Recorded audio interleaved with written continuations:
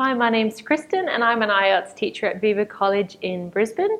Today is our third segment on Spotlight on IELTS and we are talking about the IELTS speaking test. So lots of students ask, how do I extend my answers? So I've got a couple of tips for you to help extend what you're trying to say. The first is try to learn some key phrases. So to begin with, you can learn some opinion phrases. For example, as far as I'm concerned, in my opinion, I believe, if you ask me, all of those kind of phrases will help you extend the things that you have to say. The second kind of phrase that you can learn is an umbrella statement. Now, umbrella statements are phrases that actually summarize the ideas that you're about to say.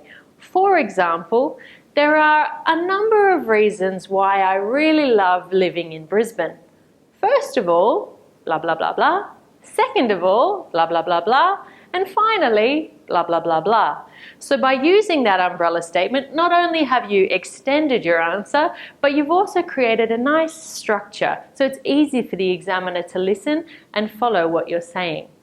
The third phrase is a generalization phrase. So this helps you, particularly in part 3 of your speaking test, to give general ideas. For example, 9 times out of 10, or generally speaking, or by and large, and all of these phrases combined can help you give a long, extended answer. Let me give you an example. Imagine the question is, why do tourists like to come and visit your country? So I might say, as far as I'm concerned, there are a number of reasons why tourists love to come to Australia.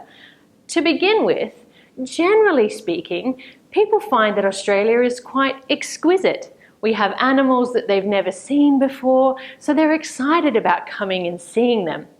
Another reason why tourists love to come and visit is because of our beautiful climate. It's nice and warm. We generally have sunny weather every day, so people love to go to the beach, to go surfing, to go swimming, and to enjoy the outdoors. A final reason why people like to come here is, by and large, people find that Australia is quite cost-effective as a destination for travel, so they don't have to spend too much money to have a good time. So did you see how I used those 3 different phrases to extend my answer and to create a nice structure? My next tip is to always use examples. So don't just say, I like traveling in Europe. Say, I like traveling in Europe. For example, once I traveled with my family to Spain and we had a really lovely time visiting all of the interesting tourist destinations, eating delicious food, drinking their wonderful wine. So by giving those personal examples, you can extend your ideas. Another way to give an example is to talk about something you might have read recently in the newspaper. This is why it's important to make sure that you're reading the news every day. My third tip is to use hypotheticals. What do I mean by that? Well, when you're in your English class, you probably studied the first conditional, the second conditional, the third conditional, and my advice to you here is to use the second conditional. So perhaps the examiner asks you about a question that you've never experienced before. You could say, for example, well, I've never had that experience before. But if I were to do that, I would blah, blah, blah.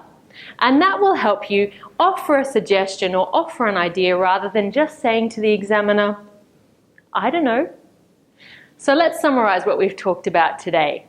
If you want to extend your answers, the best way to do that is firstly to use some key phrases, opinion phrases, umbrella statements, generalization phrases, and then you can use examples, either from your personal experience or from news that you've read.